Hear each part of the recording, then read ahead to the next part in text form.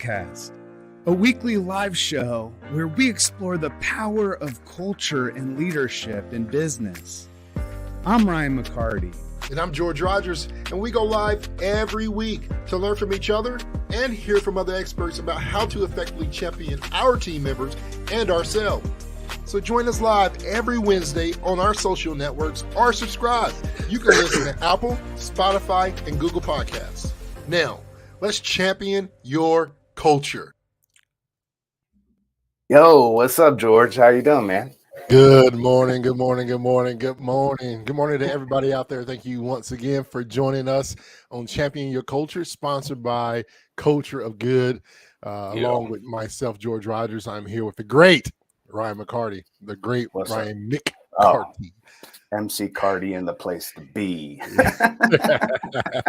I'm in like How are a you co-working doing? You doing space. good? Well, I'm good. I'm in a co-working space. I'm trying to be like, on the podcast, but quiet. You know how co-working spaces are always like, libraries. So, Yeah.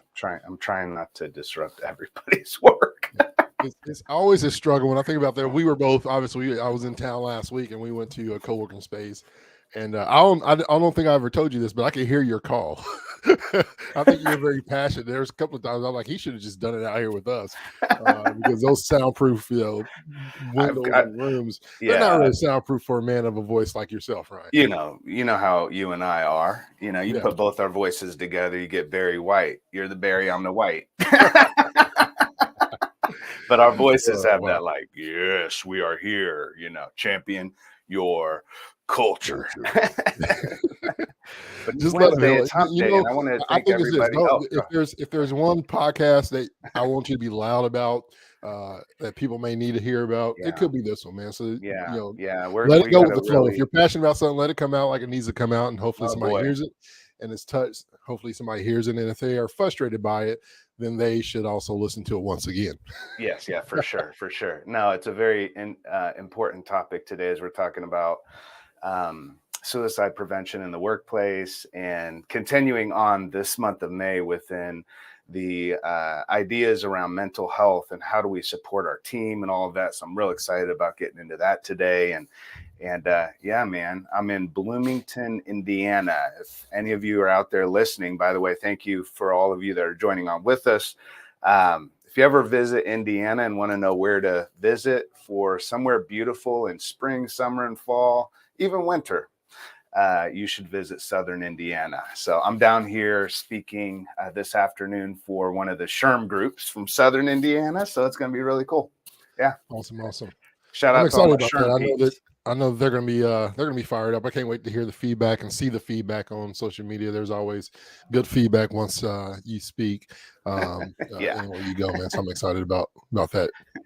Funny story. I'm speaking for SHRM, and I work around a lot of cannabis people. So I told them, hey, I'm speaking for SHRM next Wednesday. They're like, SHRM? Like this kind of SHRM? I'm like, y'all don't even know what HR is, man. Yeah.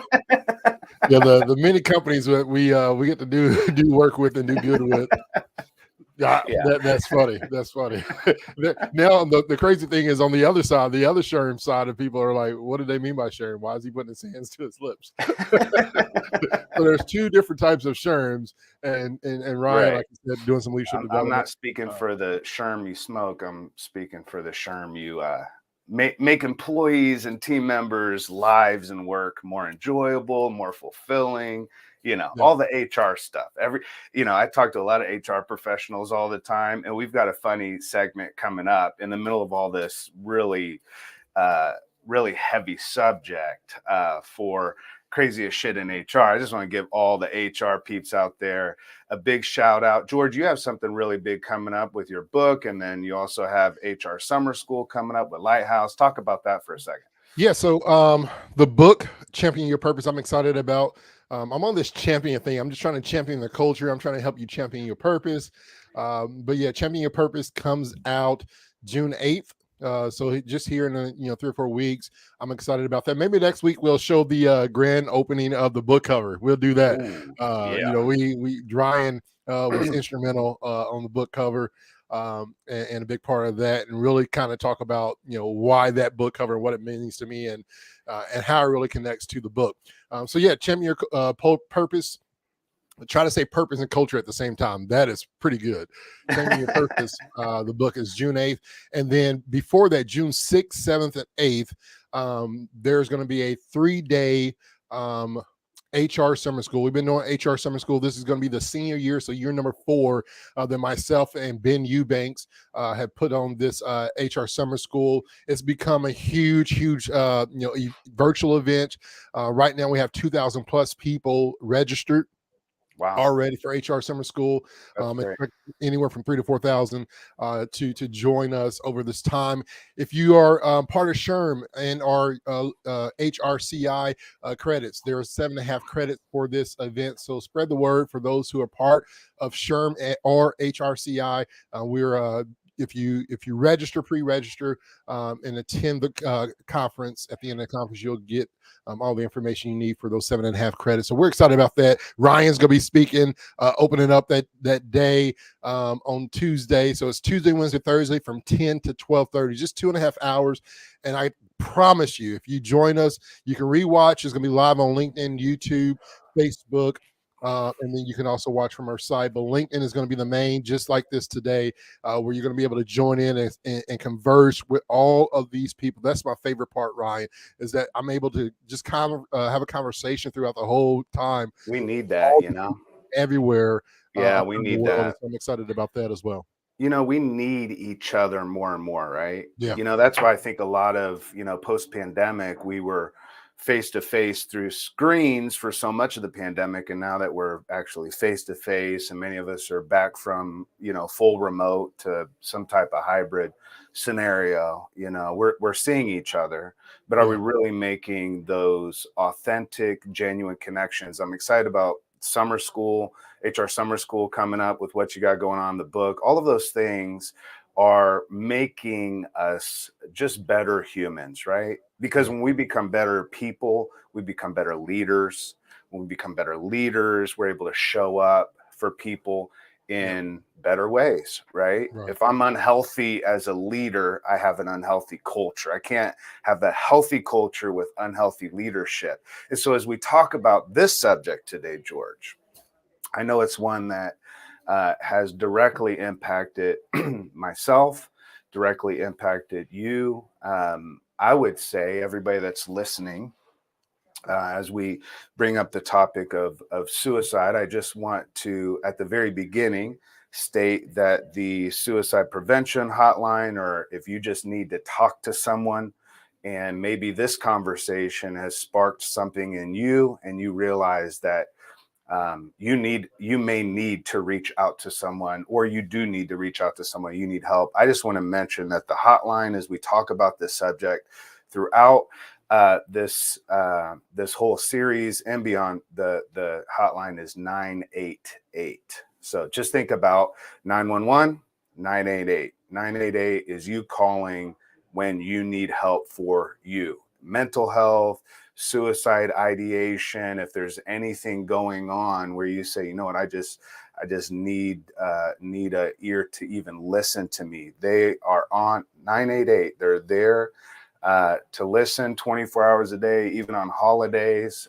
We know during the holidays and during times like that, mental health is impacted in positive and negative ways, and also just impacted, right? And so we deal with different things during the holidays. I just want to mention that 988 is the hotline to call. And I would encourage anyone that just needs an ear to listen, or you need to reach out to someone, make sure you make that call. George, I know that recently suicide has impacted your life and your work, within your colleagues and friends. And I know it's very impactful in your life. Many of you out there know my story. I lost my mom to suicide, actually, at 6 years old. And so that's really been a defining reality or factor of my life and experiences that I've had.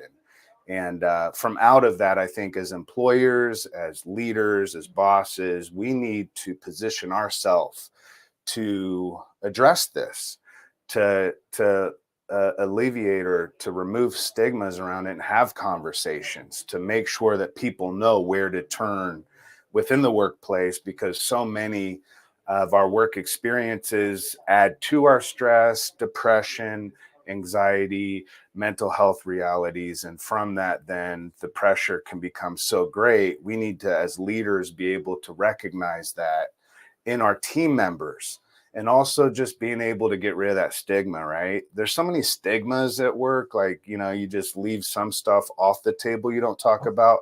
And I would say I haven't heard a whole lot of people talk about suicide prevention. And that's an important piece of what we want to say today. So, obviously very, very impactful subject today, and one that has impacted, I know, either indirectly or directly, each one of us in our lives, whether it be family members or friends. Some of you out there may have had a coworker that passed, died by suicide. And I just want to mention that too, George, because many times when we talk about this topic, I just want to say at the beginning of the show, we want to ensure that we're not just saying, okay, this person committed suicide, right? Because they didn't commit a wrong or they didn't commit a crime. We say commit, that's a crime. It's like it's that person's fault in essence. And we know that when there is suicide in the workplace or wherever it's at, we understand it's not that the person committed suicide, but rather they died of suicide. And that's, I think, an important piece of it, because that begins to break down that stigma, right? Language around it, how we talk about things is really important. Our words matter. It does, Ron. I think, we, as you mentioned, we both, almost a year ago, we at the workplace where I was at with a good friend of mine, we woke up to some tragic news of a mental health situation where we, when it comes to these type of things, when it hits close to home, and for you it hit close to home as a child, and the older I get and the more it seems that these type of situations really impact us, where somebody dies of suicide, or have those mental health breakdowns, mental illness, these different types of things that we're trying to bring the light to. And not just this month, I think this is something that is dear to both of our hearts, Ryan. And I know it's really dear to yours, that this is part of conversations. This is why we talk about doing good and being good, and having leadership and the impact of leadership and creating the culture, because all those things breathe health to these areas and these topics that we're talking about today, right? Great leadership, good leadership that truly cares for people, connects with people, builds that bridge of trust, the impact that does to somebody's mental health, and the light that they become for that person. Listen, I've had many people personally that were that light, that brought light into dark situations in my life, and allowed me, as we say, bring our soul to work, but bring my soul to life, right? Before I can bring it to work, I got to bring it to life within me. And I had people who just showed up and cared, but it wasn't just showing up, is what they did when they showed up, right? There's always different levels, right? The first thing they do is to show up, and then what you bring in that moment, whether it's an ear, whether it's just a energy of peace, right? That impacts a lot of people different ways. And so I think it's important for us to understand that we, when it comes to these conversations, and we're going to talk about this a little bit more in details, is that sense of belonging and connectedness and respect, and that room that really fosters communication, and creating that work environment. We talk about, what is it, what kind of work environment, helps, what kind of work environment do employers need to know about? It's those type of characteristics, those type of people that can help bring it, and we can talk a little bit more about the data and what the numbers are saying to this day, Ryan. Yeah, for sure. I'm looking at it. I'll let you share these numbers, but when I was looking at the numbers last night, And this morning I'm thinking, I live in Nashville right now, right? So after you Yeah. share these numbers of, the deaths and things of that nature, all I can think about is that every day in Nashville, Tennessee, surrounding areas, 100+ people are moving in. Yeah.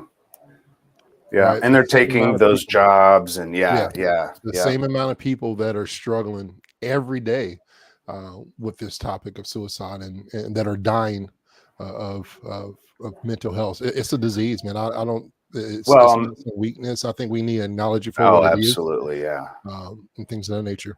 Yeah. And that's why we don't utilize terminology like committed suicide, right? Yeah. Like there's no blame in this. When we think about it, the majority of suicide deaths annually are among those that are working age adults. So when we talk Yeah. about suicide prevention in the workplace, I want to bring up two ideas. One is prevention, and then one is postvention, right? So prevention strategies we'll talk about, and we'll also talk about postvention, right? So postvention is after a suicide takes place.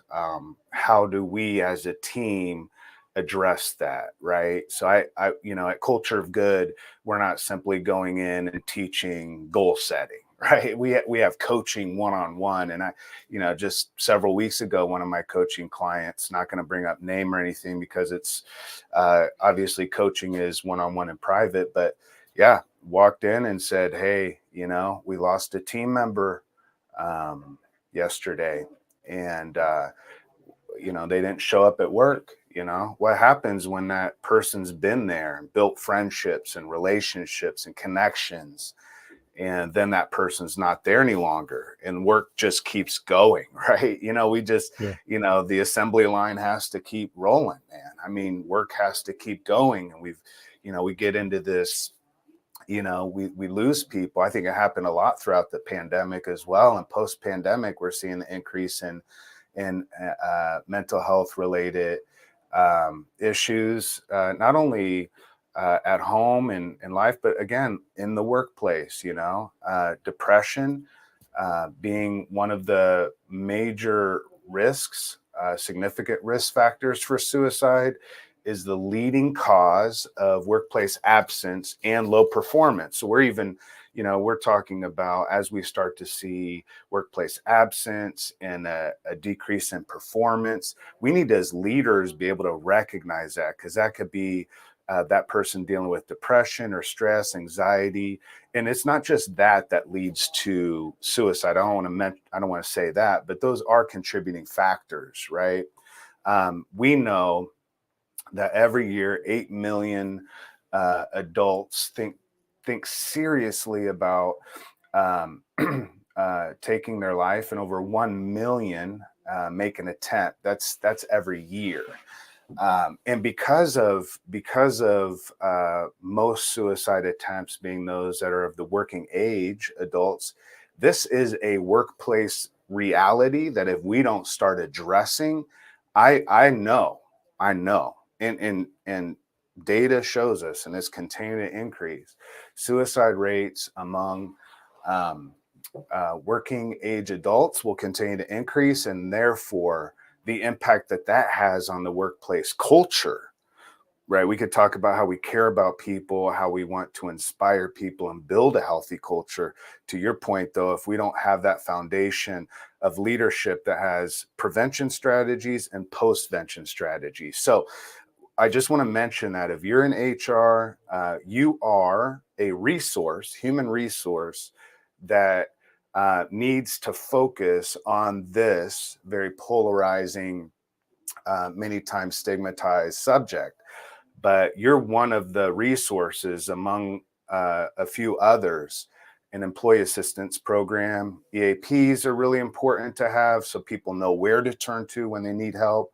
And then obviously making sure that throughout communications and also things posting on walls, I believe maybe once a quarter or a couple of times a year, talking about mental health, even more than a few times a year, making sure that this is just part of the conversation within the workplace. When we talk about culture, we have to talk about mental health. We can't separate the two. And so it's really important for us to understand the severity of what is going on, only increasing post-pandemic. And because of that crisis that's happening now, an opportunity for workplaces and employers and leaders to step up and say, this is a real issue. Mental health matters to us. And because of that, we want to ensure that if you need any help, you know where to turn. You know who to turn to, right?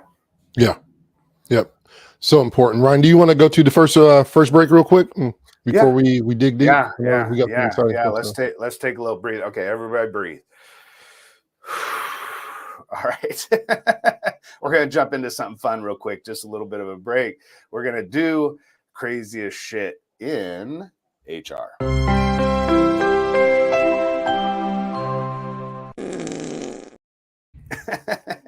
So I've got a few of them here. First one, I received a resume covered in blood.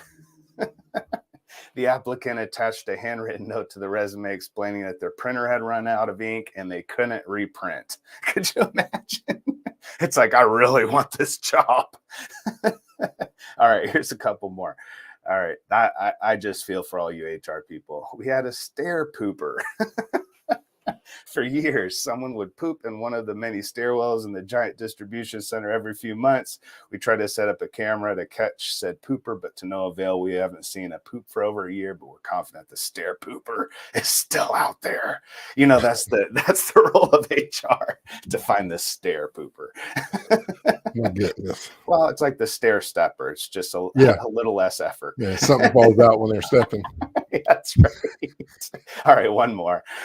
Promise. All right, the HR person from a previous job told me about having to fire an employee who consistently went into the employee's fridge and stole the cheese off of everybody's sandwiches. HR had gotten several complaints of food tampering, so they watched the video of the area and finally figured out who the cheese bandit was. So that is crazy as shit. And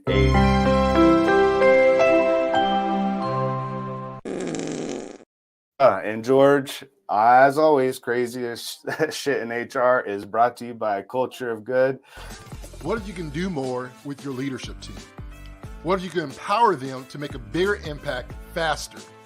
As leaders, we know that we have to be good at a lot of things. But what if we can do less and let our teams do more? That's exactly where Culture of Good comes in.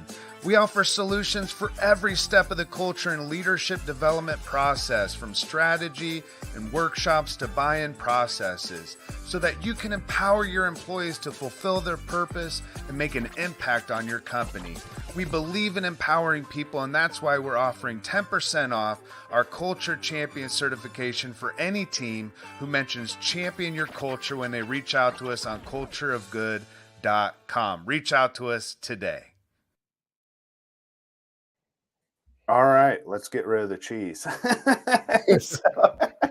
So thank you, Culture of Good. And if you're interested in our upcoming conference of training, it's a 2-day training, and George and I will both be there, and we have in-person workshops for those 2 days. You get trained in the tools and everything that you need to know to build a culture of good in your business, for your team, and engaging, empowering, effective, healthy culture. So thank you, Culture of Good. George, so what do we do with this topic of suicide prevention and postvention? Let's talk a little bit about your experience post having recently lost a good friend and colleague to suicide. What was that like for you in terms of an experience post? Like, how did the team, how'd you rally the team? Because they called you in, right? Or were you just... When we got the news, it was early in the morning, before working hours. I think whenever you think about post, organizational post vention strategies and of something like this, a lot of organizations may not be able to prevent all suicide deaths. No, we and can't. but there has to be a plan. And for us, there was no plan. If you think about, when I think about the company, there wasn't much negative, right? Wasn't much negative. The negative was, man, we didn't hit our numbers. Right? It was the normal business day to day. When I think about the team, even to this day, when I think about the leadership, when I think about our employees, I never once thought that it would ever, it's one of those those are the post mental things. I never thought it would happen close to home, right? Those are the normal things.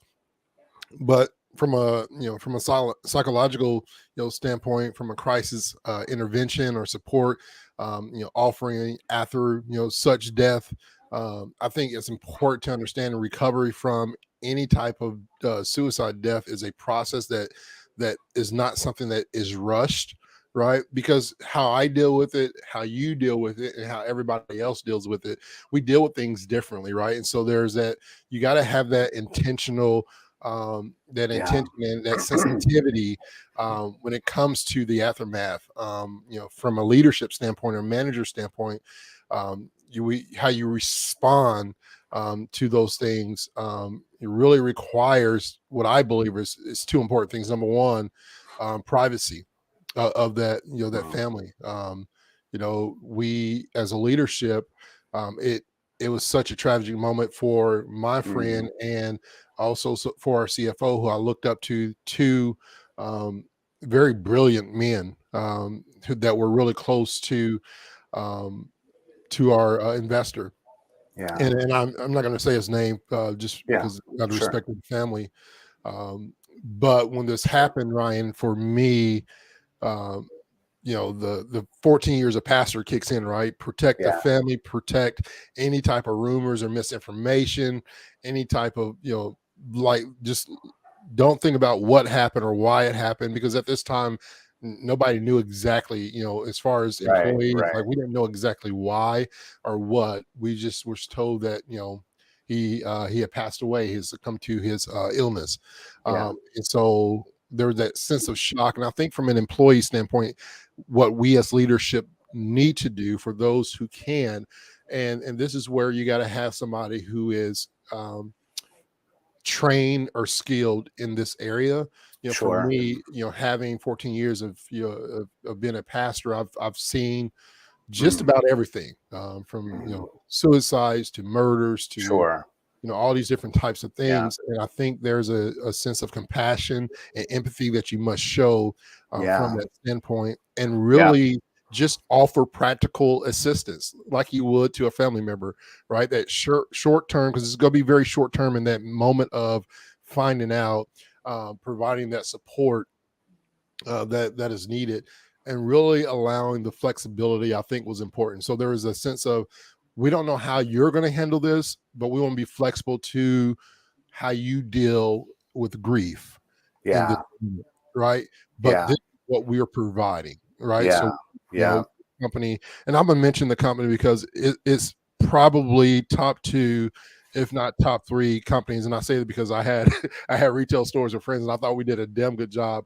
But I would probably say S3 Recycling Solutions out of Springfield, Tennessee. They recycle electronic materials. So they downstream, they keep everything out of the landfill. So if you have old laptops, computers, your businesses, organizations, they come pick it up, and they recycle data retrieval, data destruction. And this company, man, although we were not prepared for a moment that we dealt with, we were prepared. And I say this because one thing that S3 did during the pandemic, when other companies were cutting and laying off, S3 grew. They grew enough to bring me onto the team. They grew enough to then Rod said, I don't want people to struggle. He provides 100% benefits. The company pays for all health, dental, vision, but they also had things, counseling, mental health counseling, things of that nature. So those things were in place, but they were never used. And so this moment allowed us to really kind of go into that. And so from the short term, I say have that flexibility, compassion, empathy in terms of the loss to really allow time and space for the employees to grieve. From a long-term standpoint, I think we should have to become mindful of those important things, right? The milestones. Yeah. We talk about things that can be trigger points, anniversaries, things that, for me, I wasn't as close. I only had the impact of working day to day for about 8 months uh, of this, but what the impact he made on me, every short Yeah. visit that I had with him, and seeing the impact that he and what he meant on our leadership and our company, and not just that, Ryan. I'm talking about the state of Tennessee, Yeah. in Yeah. Nashville, the impact that he made on Black men and women in the education space. Yeah.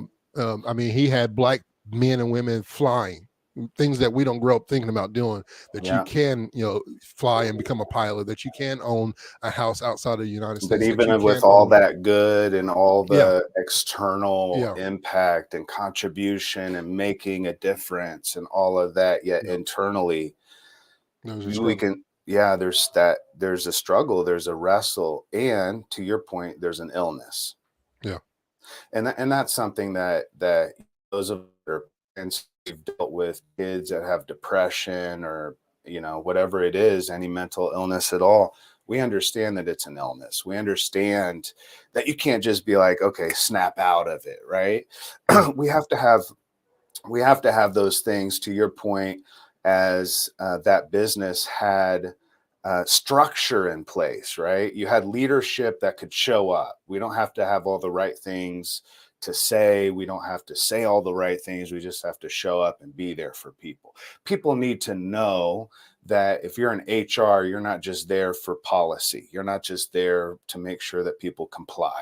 You're also there when times are tough. You're a human resource. You're not just resourcing humans, you're human yourself, and you have to remember that, and the weight of the reality of this. And I think a kind of a checklist that we can offer as I go through this. I want us all to be thinking about our companies and whether we have these things in place, and if we don't, mark them down, consider adding some of these elements to your business so that you can prevent potentially, and if there is a suicide in the workplace, what to do in terms of postvention, right? How to show up for the team, George, what you were just talking about. So does your company have policies and procedures to help people or employees that are at risk or in crisis, right? So do you have policies and procedures in place? Do you have a plan to respond if there's a suicide attempt or a death in your workplace? You talked about that, George. There wasn't really a plan. There were policies, there were things in place, but no one had talked about the plan itself for a while. And so it's really important to have a plan, or at least talk through that with your leadership team. People, make them aware of that. Mental health emergency contact information throughout your workplace. We talked about that. Do you have 988 posted throughout the workplace? It's really important. Education and training on mental health, suicide prevention, and stigma reduction for employees. So is there that conversation? Are you reducing the stigma? Do you have development and training? Is that part of what you value? As you value people, you have to value people's mental health. Special suicide prevention training. If you have an EAP program or a provider, or if your HR staff is professional in this way, have them lead training. Like, let there be facilitation of that. Bring in health professionals from around your local community to talk about these issues. That's a really creative way of doing it. Have a referral guide of resources. Look at your community, your local community. What resources are out? There's so many resources for mental health in our local communities, making sure that we have a reference guide for people. And then, do you have a workplace culture? We talk about this, George, every single week. Do you have a workplace culture that promotes respect, belonging, open communication, right? All of those things that ensure that emotional well-being for our employees. The last thing that we want is to not only not address the issues of suicide prevention and mental health, but if we don't address it, to be a contributing factor to an unhealthy culture or an unhealthy mental health environment. We work, work is a social enterprise. So people are coming in, it's human.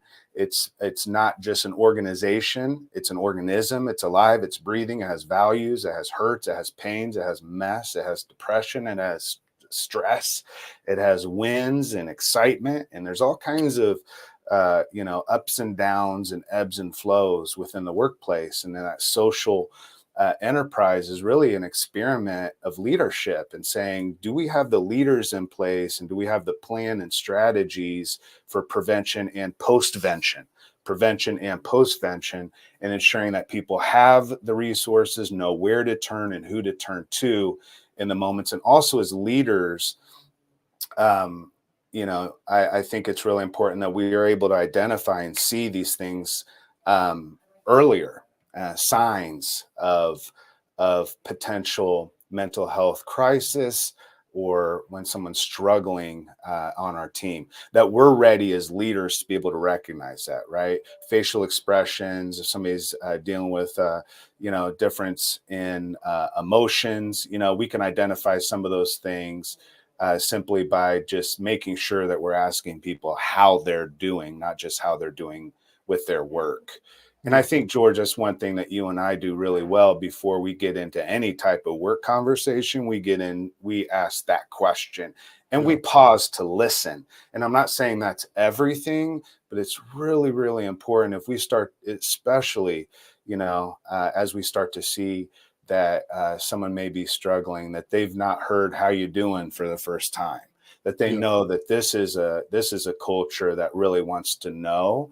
And not because, they'll get in trouble or punished because they're not as mentally strong as someone else, or those things. I know within healthcare, a lot of people that have suicide ideation and mental health concerns and struggles don't bring that up to their bosses, because they're afraid that if they bring that up, they're going to get fired, right? Or they're not going to succeed or be promoted or whatever else. So there's so much stigma still around this conversation. And yet there is an opportunity as leaders to kind of go through that list of what I just mentioned and ensure that our organizations are set up and ready for prevention and postvention. Yeah.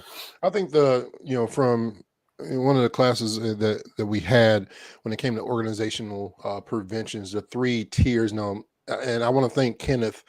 He's put a lot of this actually in the chat. So if you're looking for actual things to look at, what I'm going to give is the 3 tiers.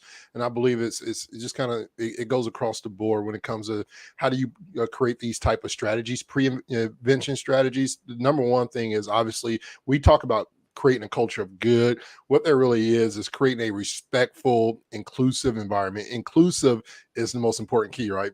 Having inclusion for all people is important. To your point, Ryan, people are afraid to have certain conversations, especially around mental health, because of fear of becoming and perceiving to be weak in their job. When sometimes having that belief and faith and being able to elevate and care for that person could help them, right? But yet sometimes we get pushed down. They're not, a leader or fit to be a leader because they struggle with these things, which are all lies. The second one is identifying those employees who may be at risk. Kenneth has shared some of these different traits, and I'll read some of them because they all are aligned. He's 30 plus years, and I want to shout him out again, Kenneth, that has shared these 30 plus years of a lot of training that he's taken. Ryan, is still today. It's the same thing that works, is that identify employees who may be at risk. Right? How do you do those? Talking about are making plans of suicide. These people that are maybe acting anxious or agitated. There's different types of characteristics. Talking about feeling hopeless or having no reason to live. Just those type of conversations are short blurbs, right? Sleeping too little or maybe too much. This state of depression or anxiety and being anxious. Those are some of the key identifiers that are there. And then the third one is create a plan, obviously, to respond, to take action.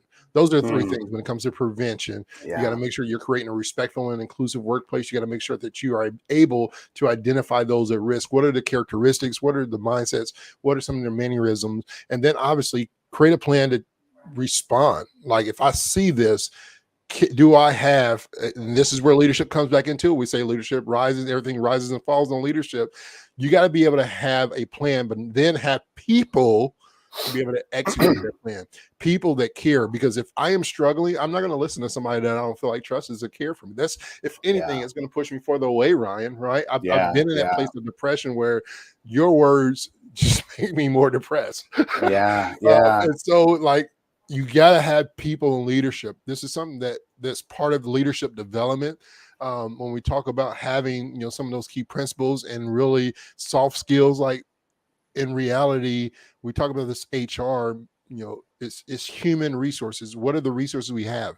Caring should be one of those. Loving people and loving your job should be one of those. Trusting people, trusting the job is going to take care of you. Those are characteristics and things that we should really provide, show, but just truly give. Not because they need it right now, but do it daily. It should be a day-to-day. This is who you are, versus, in the time of need, I need to give this person. When you try to show up at that last minute, most of the time it's a little too late.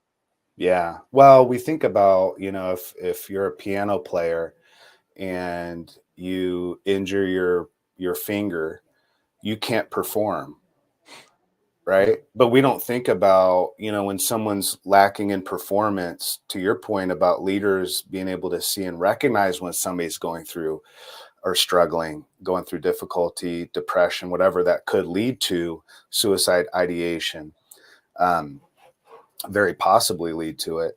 I think it's important to understand that it is an illness or injury, in the sense that, we can't, we'll see, potentially as leaders, a lack of performance in a team member. And I've heard people complain, they're just lazy, or they're just, they may not have what it takes. What if they do have what it takes, but they don't have what it takes to go through everything that they're going through and performing at a high level at work?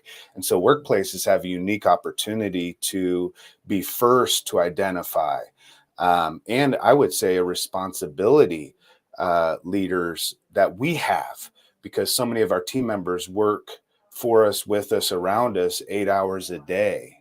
And what a unique opportunity to lead in a way that, could potentially save someone's life, and the ripple effect and impact of their friends and family, and everything else. And so, listen, we know this is not an easy subject. We know that if you're not, as Kenneth has had, decades of training and so forth. But if that's not you, start Googling, start researching, look for local community experts and professionals that can help to provide that the resources necessary for your work. You don't have to have all the answers. You don't have to have all the solutions and plans. There's all types of resources, EAP programs and HR help, and SHRM, I know, as I'm talking with them here in about an hour, doing a keynote for them. There's resources out there. The question is, does your employer and do you as a leader, have you tied your company into those, and are people aware of where to turn and how to find help? And so I just want to encourage everybody out there. Some of you may, this conversation's a tough one, and I know that. I feel it myself. I know, George, you sense the weight of this. It's ever since we decided to have this conversation, it's kind of been weighing on me a little bit to ensure that we say the right things. But I just want to kind of, as we kind of end this conversation, make sure that everyone knows that the hotline to call if you're having a mental health crisis, or suicide ideation, or just need someone to talk to because you need some emotional help and need an ear to listen to you 24 hours a day, 7 days a week, just call 988. There'll be someone to answer the phone, and that's 24 hours a day, 7 days a week. So you always have somebody. And if that's not for you making that phone call, and if it's a local faith leader, turn to that. If it's a counselor, therapist, ensure that you have everything that you need in terms of the resources that you need, so that when you are going through difficulty and struggling and potentially having this type of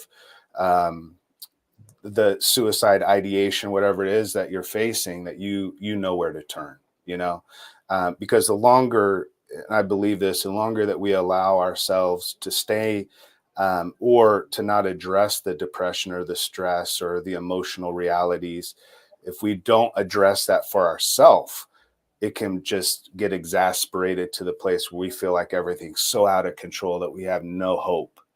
And I just want to mention that there is hope, and there are people that care about you, and there are those that care about you, even if that's not you. Maybe you've lost a loved one or a friend recently. We just, George and I just want to send you love and let you know that sometimes you also need therapy, and you need to go through your own grieving process and facing the realities of that loss. It could be a coworker that was lost, a friend.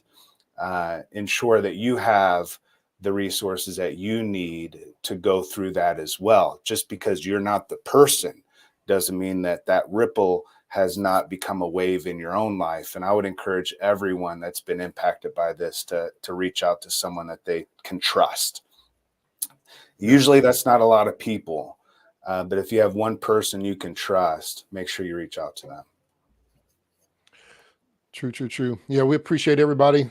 As you said, this is a topic that's did our heart, and I want to say one last thing as well, Ryan. And I think it's a stigma that we have to continue to break, especially around men, and particularly Black men. That it's okay to talk. It's okay to get counseling. It's okay to get therapy. Those things are normal. This whole shut down and shut up and don't open up and be vulnerable is a sign of weakness. Yeah. I'd rather be weak talking than stressed and depressed, and the other options. And so, there's a lot of people that do care. And Ryan and I, Ryan, we said this the other day, and somebody messaged me. I forgot to share this, but it's like, you and Ryan tell each other y'all love him a lot. And I was like, man, that's my brother. Like, he's like, well, y'all also say y'all love everybody else, but y'all don't even know who you're talking to. And I just want to clarify. Listen, I don't know who's on the other side of this, this audio. Yeah. I don't know where you're listening. I don't know where you're going. I don't know where you're headed. But I do want you to know genuinely, and I say this because I know Ryan's heart. Ryan McCarty, George Rogers, both love you beyond anything. There's nothing that you can do or say that will take the love off. My father, Tim McNamee, he always said, because when I was young and ignorant, when he adopted me, I was, the hate word would come out. I was like, you can't hate me more than I love you. Love conquers hate. And I want to say that, no matter what happens, no matter what you hate in life, the love that I have for you conquers that hate, that feeling. And when you feel like giving up, this is my motto on anything, whether it's business, whether it's a goal or a dream. Every time I feel like giving up, I tell myself I'm gonna give it one more day. Yeah. And so just do it. No matter how bad it is, just give it one more day. And know that there's people out there to care for you too, coming to you live every Wednesday at Champion Your Culture podcast, sponsored by Culture Good. And so to everybody out there, if you can do one thing this week for Ryan and I, hug somebody, tell somebody you love them, show them that you care, ask them how they're doing, and stop and wait and listen. Yeah. Don't leave until the answer. That's an impact. One more thing, share this podcast, please. Yeah. This is one that people need to hear. This is one that people need to hear. So check out our resources and everything on culturegood.com. We love you. I know we say it all the time, George. I love you, man. I love you too. Love everybody out there. We'll see you guys next week as we continue this conversation on mental health in the workplace on Champion Your Culture. Hi, friends. Thanks for joining us on Champion Your Culture podcast today. We're so excited that you're here and want to invite you to connect with us. You can watch the show weekly on Facebook, Twitter, Instagram, YouTube, or LinkedIn, and listen anywhere you get podcasts. Subscribe today to get new relevant content each week on how to champion yourself and your team. Thanks again for listening to Champion Your Culture.